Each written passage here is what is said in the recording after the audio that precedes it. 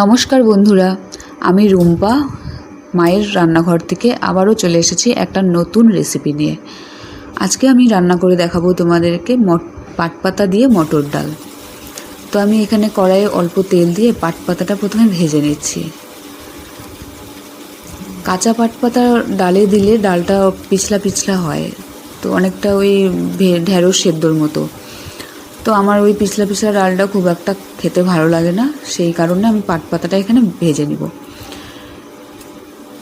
অল্প ওই কাঁচা ভাবটা দূর হলেই হবে, কিছুক্ষণ ওই নেড়ে চেড়ে একটু ভেজে নেব কিছুক্ষণ। দেখতেই পাচ্ছ আমি পাটপাতাটা ভেজে নিচ্ছি। আর তোমাদের কার কার এরকম পাটপাতা দিয়ে মটর ডাল খেতে ভালো লাগে একটু কমেন্টে জানাবে। আমার তো ভীষণ ভালো লাগে পাটপাতা দিয়ে মটর ডাল খেতে, তাই আমি মাঝে মাঝেই করি। আর দেখতে পাচ্ছ ওদিকে আমি আবার ভাত বসিয়ে দিয়েছি, আমার ভাতও হয়ে যাচ্ছে, আর এদিকে আবার পাটপাতা ভাজাটাও হয়ে গেছে। এবার আমি ডালটা আগের থেকেই সেদ্ধ করে রেখেছিলাম, প্রেসারে একটা সিটি দিয়ে রেখেছিলাম। তো এখন ডালটা যেহেতু ঠান্ডা হয়ে গেছে, তাই আর একটু কিছুক্ষণ জাল দিয়ে ডালের মধ্যে পাটপাতাটা দিয়ে দেবো।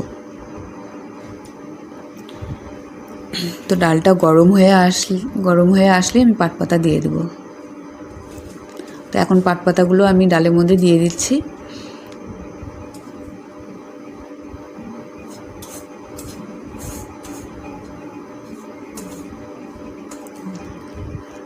তো ডালে পাটপাতাগুলো দিয়ে ডালটাকে ভালো মতো একটু নেড়ে চেড়ে নেব।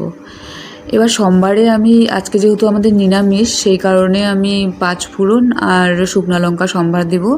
তোমরা যদি রসুন সম্বারও খেতে চাও তাহলে রসুন সম্বারও দেওয়া যায়। আমিষের দিন আমরা রসুন সম্বার দিয়ে খাই, আর নিরামিষের দিন এই শুকনো লঙ্কা আর 5 ফোড়ন সম্বার দিয়ে খাই। তো তোমরা এখন দেখতে পাবা আমি সম্বারটা কিভাবে দেই। আমি একটা নতুন স্ট্রিকে সম্বারটা দেই।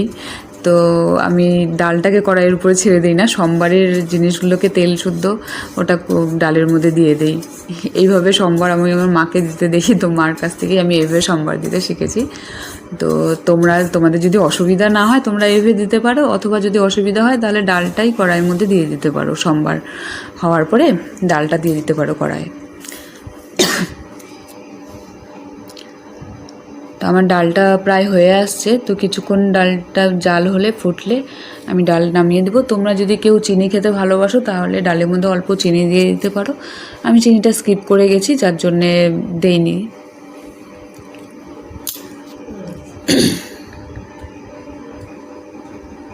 তো বন্ধুরা আমার ডাল হয়ে আসছে, তোমরা ওইভাবে একদিন রান্না করে নিরামিষ হোক বা আমিষ হোক